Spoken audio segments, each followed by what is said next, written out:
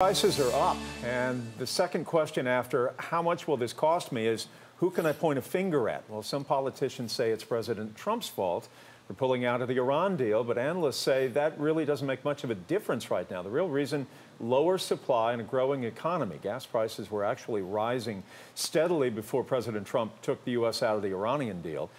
Right now, the average price in metro Atlanta for a gallon of gas is $2.89. That is not good. In this